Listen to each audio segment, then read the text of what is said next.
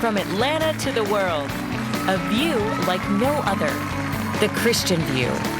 Your host, Dr. Trudy Simmons, with co-hosts Aisha Smith-Dancy, Sandra O'Neill, Dr. Lee Adams, Trudy Davies-Davis, Monica Matthews, Isaac Hernandez, and Caitlin Bryan.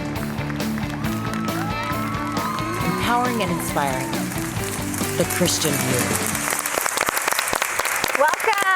Welcome to the Christian View. What a great audience we have today. Thank y'all for joining us. Thank you at home for watching and letting us come into your living rooms today. You know, we've talked about this before, but we do not take this lightly. Sitting on this panel, sharing God's word, God's view, God's principles with you, we don't take it lightly. And so I have an amazing team with me here. So check them out online. I have Caitlin, Brian, who's getting ready to have a baby. So next time you see her, she'll probably be having her little one here. And then I have Pastor Lee Adams. I have Aisha Danzy and Trudy Davies. They're doing amazing things for the kingdom of God in addition to pouring into the Christian View. So check them out and see what they're doing.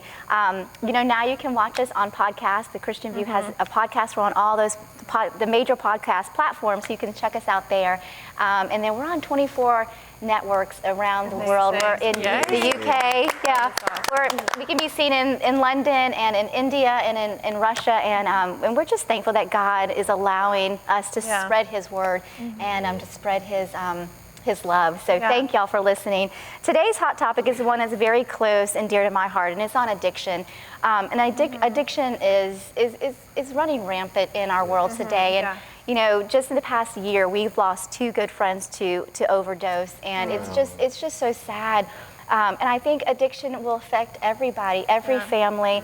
And when you know an addict and when you love an addict, it doesn't just affect the addict; it affects the whole family, all the relationships that are entwined with being, you know, an addict and being addicted to whatever it is. You know, addiction isn't just for drugs. There are many, and we're going to talk about the different types of addiction. But according to the National Survey of Drug Use and Health, 19.7 million ages 12 and up battle with addiction. I mean, that is just, and I'm sure that may not even be the right number today, but and then in 2017, 2 million people have misused opioids. Can't say that word. Opioids. Thank you. And 130 plus die a day over misuse of those drugs. 74% of adults and up struggle with alcohol, and 38% and up struggle with another type of drug. And so I heard this quote, Lee. I want to read this. It says, "Sometimes addiction is obvious. It looks like countless empty liquor bottles, DUIs, blacking out on a regular basis. It looks like crushed pills on a bathroom counter, hidden spoons, plummeting grades, shattered relationships. But there are other addictions that are hidden, you know, and addiction brings us into isolation. And it's very heartbreakingly. So let's talk about what addiction is, and then we'll talk about some of the hidden addictions." Right. Well, when we talk about addictions, first is a very, complex situation to be in. It really is a disorder that kind of impacts the brain, and it's when our brain really becomes compulsed with a certain substance, and it goes after it, even though we know that it may be harmful or hurtful to the body or to even those that we're involved with. And addictions, as you were saying, they can come in a whole lot of forms. I haven't had the privilege, or ever been addicted to, say, drugs or alcohol, but at one point I felt like I was addicted to butter pecan Miss Bluebell ice cream, and it was just driving me. I mean, I felt like an addict. I would be home 10 and 11 o'clock at night, and I would have gotten retired for the evening, and it would just come over me like, you gotta have it, and I would get up, and go to the store and get it, so I may not can relate in the other senses, but I do understand when something can drive you there. And that's what addiction does. That's what addiction does. And there's pornography. That's a silent addiction. That is in many, many homes. Yeah. Gambling is a huge addiction. Shopping. Shopping. Yeah. Shopping is one. I remember our stylist. But I do remember. Every woman It does. has that. It does. Every woman's a shopping addict. I remember Right. being at a store, and I normally pay cash for everything, and she said, "Oh, put it on your credit card." Women come in here all the time, and they have 3 or 4 credit cards, and they don't tell their husbands, and they're constantly shopping. And I think compulsive buying it definitely is an addiction. Right. It said that it affects more than 18 million adults a year, the addiction. And look at the crisis that we're in, financially in the U.S. anyway. And I think that it's what you said. Addiction comes in all shapes and forms, and it comes in many different looks. You know, you can have a group of people at church and they all look different, or a group of people in public, but everybody's dealing with addiction. They know somebody or they deal with addiction, and it's not something that we all have to have a grace for that, because I do believe that there are certain addictions that are genetically you're predisposed. And so, but God breaks generational curses, and there are so many people that I've known that have been personally addicted to things, whether it's caffeine or whether it's drugs, who have struggled, and they genuinely have a heart to get free. And so, but they just can't shake the habit. And so any type of addiction, we have to remember, is bondage. Right, and I remember meeting a boy on the street. I used to do street ministry all the time, and I met this boy. His name was Josh, and he said, he goes, I didn't wake up one day and said I want to be an addict. Right. That wasn't in my plan for life, but he said that's kind of where I am today, right? And he goes, sometimes it's easier to stay on the streets and be addicted than it is to try to get back into the real world because of what's been labeled on me as an addict. And that's real life. Yes. And sometimes it becomes a coping mechanism as Right. well, and that's what drives addiction, because they're dealing with some hurt and pain. But ultimately, it's a spiritual battle. And it's not a physical battle. It's something that's going on internally. And like you mentioned, those habits being compulsive, psychological and physical, that are harmful. Right. We're talking today about addiction in the States and around the world. Stay with us. We have a great interview coming up with Pastor Paul from the Atlanta Dream Center. You don't want to miss that. All right.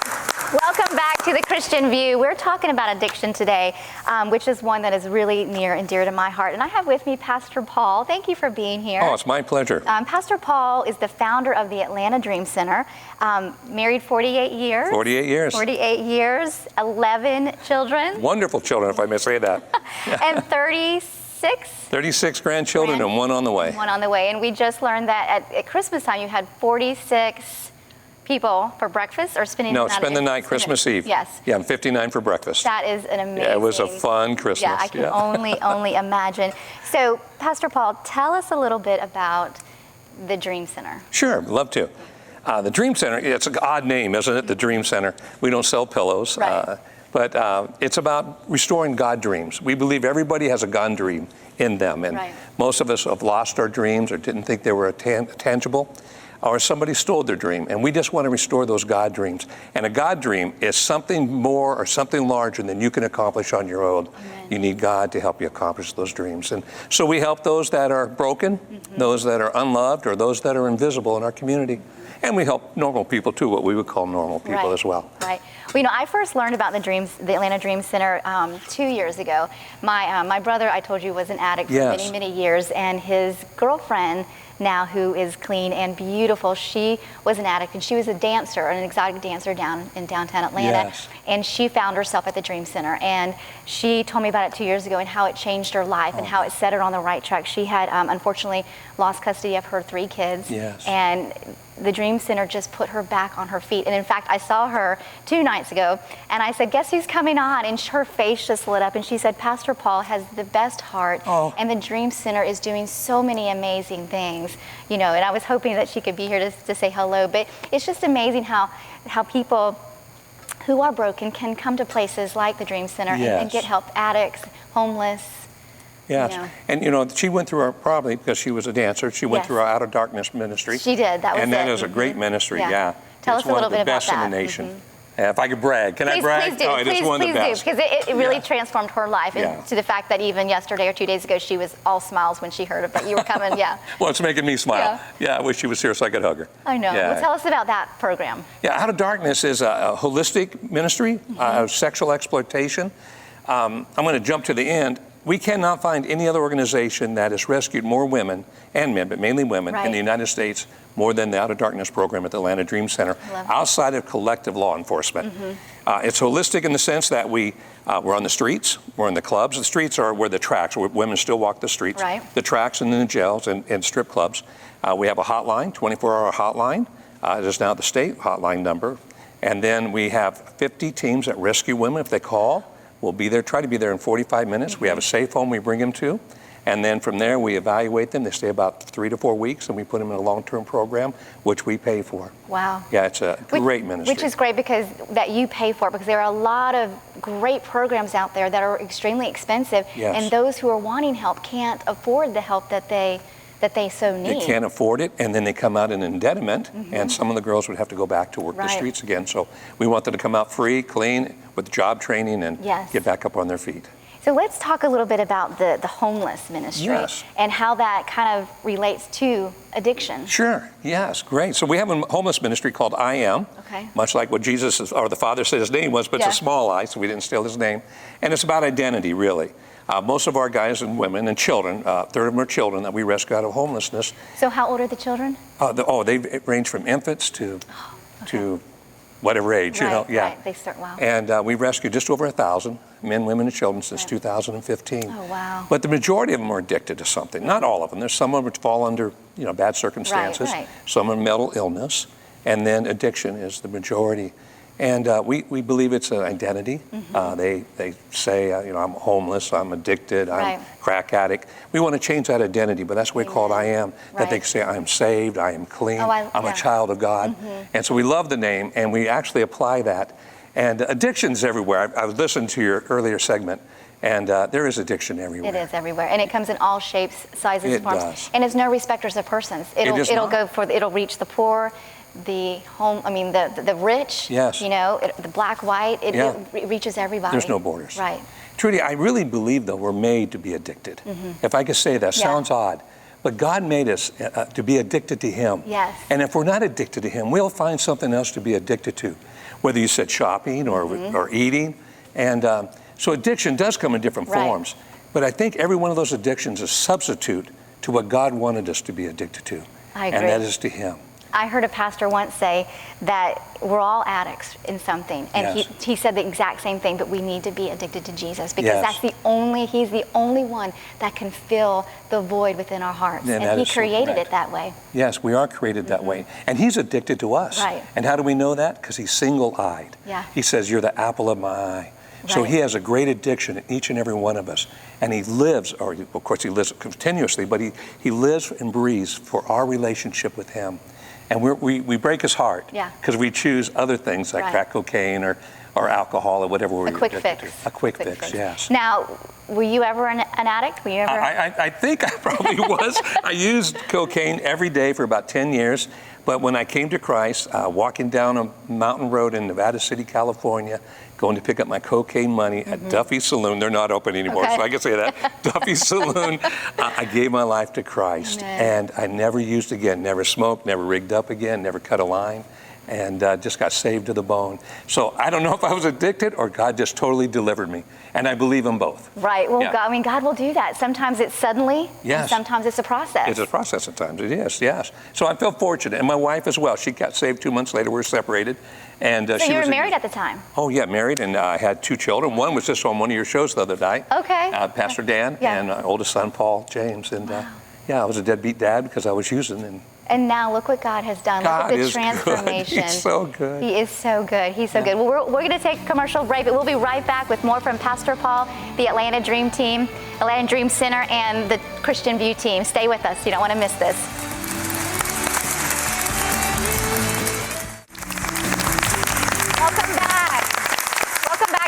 Christian View. We're having a great discussion on, not that you can have a great discussion on addiction, but we are having a really informative discussion, healthy discussion on addiction. And we have with us back Pastor Paul from the Atlanta Dream Center. It's great to be here. Thank you. Thank you. Thanks for hanging out with us this last segment.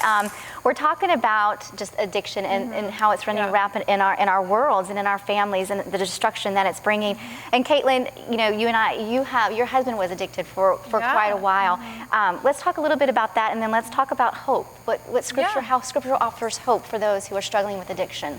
Absolutely. So I think that one of the unique things about Jeremy, my husband's story, is that it really came from, which I think is a lot of people's story, that they didn't start out being addicted to drugs. And his actually started out from a surgery and a broken dream. He was going to play college basketball, broke his arm, had to have 2 surgeries, and got addicted to pain medication. Right. And then that transitioned into other drugs like cocaine and alcohol and different things like that. And he was really addicted for 7 to 8 years. Now, he had tendencies. His mom always said, you know, I could tell he had a tendency to be addicted to things. You know, he was addicted to this kind of orange juice, or he was addicted to this kind of thing.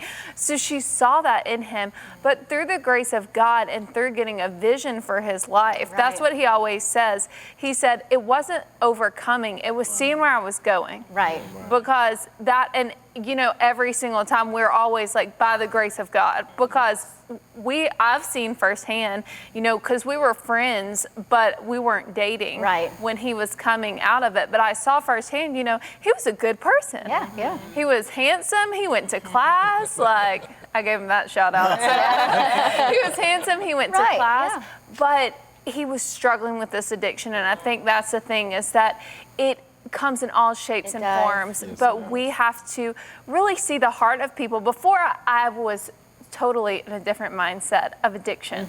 I was just like, well, this is just people who choose this, but a lot of people don't choose it. It really chooses them. It does. And having that freedom. And so I think that the encouraging thing is what he always says. He says, you know, Psalm 50:15 says, when you're in trouble, call on me. I'll pull you out. In Galatians 5:1, it says, it is for freedom that Christ set us free, that Christ has called us and he wants to free us. And so I think that one thing he said was always seeing stories of drug addicts who had made it through to a hopeful future. And so surrounding yourself not with people who keep falling back, but people who have moved forward. Right. And Pastor Paul, do you see, what's the success rate that you see at your Atlanta Dream Center? Well, in the Out of Darkness, what the women, most of the girls are using as well, we're running just about 50%, 49.6 or something, residual rate.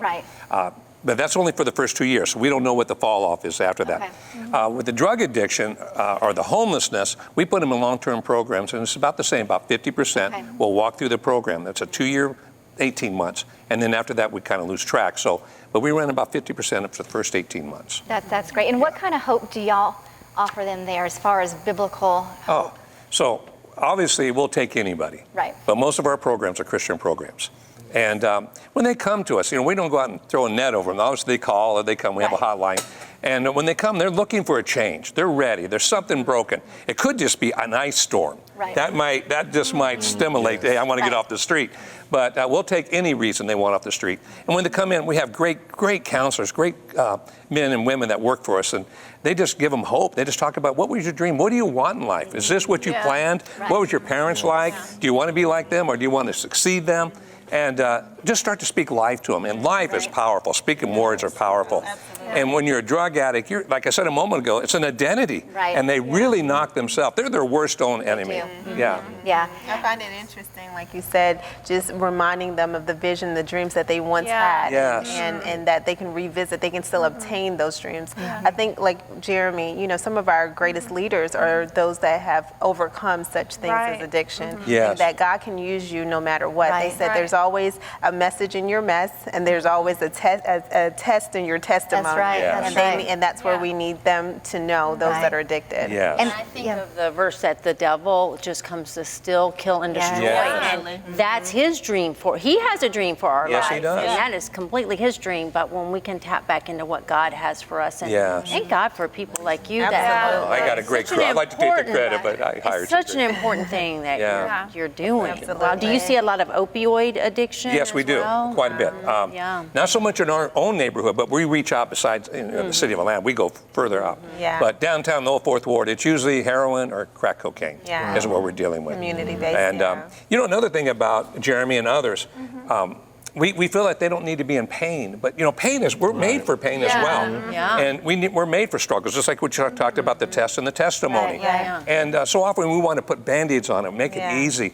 But listen, walking through a struggle gives you strength. Yes. You talk about doing this iron thing. What do you call it? Iron Man. Iron Man. Yeah. Iron Woman. Iron Man. Now, do you But I think believe that was my addiction, you know, because addiction ran so far in my family that I had to find a different outlet. But it's painful. Wasn't it painful, the training? It's painful, And it's and painful it pushing out of it pushes you to Your the pain will end. show you who you can become. Yes. And do you feel like that the way sort of the, I guess, government-based addiction programs, where there are acute programs for a chronic problem, do you weigh in on that at all? Like, I weigh in a little bit, but we deal with some of those organizations, so I want to be kind to them as Yeah, oh, well. certainly. They mean well. No, They're yes, funded absolutely. very well. And a lot of it deals with funding. The more clients, the greater the funding as well. But they're too short, in my opinion. We don't do any That's it. short-term programs. We do 12 months to 18-month programs. Right. We do job training in those programs and giving them an opportunity to speak into other people's life. As they graduate the levels, then they become counselors in the midst of it. So they're giving right back. Before they graduate, they're giving back. Which is so good. Oh, it's to great. be able to take what you learn and teach it, because teaching it actually makes it take more root inside your heart. It really does. becomes more of a reality. And they can relate because they Right. just came out of that last step, you know? Yeah. I think as parents, we have to be so careful too not to become our children's Band-Aid. So when they do become, when they do Exactly. go through, I think of Jeremy just being in that college years. You know, when they do go through something, the first thing they want to do is find an instant solution, and that's how drugs and everything else gets introduced to them. So as parents, we have to be so careful just to teach our kids how to work through it. Right. Yes. And that's what Jeremy said. He said he didn't know how to deal with emotional pain. So he coped it. So now he always says, like, I made it through this one struggle. There you go. I You're good. know. I know. It's a victory when you make it through a day. Some of the people that I love most struggle as well, and they're like, my one brother who is free of addiction, you know, he's like, I made it through the day. He goes, I am good, I'm clean, and I'm good. Yeah. And God's got me, and I think that's what we need to remember. You know, we only have 30 seconds left of this segment. Could you give us the hotlines that your Atlanta Dream Center has? Yeah, I have to read them to you because they're on my phone, okay? So we have a hotline for women that are being sexually exploited. Okay. And that number is 404-941-6024. It's not a catchy number, so I'm going to say it again. 404-941-6024. Great. Thank you. We'll be right back with another hotline number and a little closing here on the Christian View.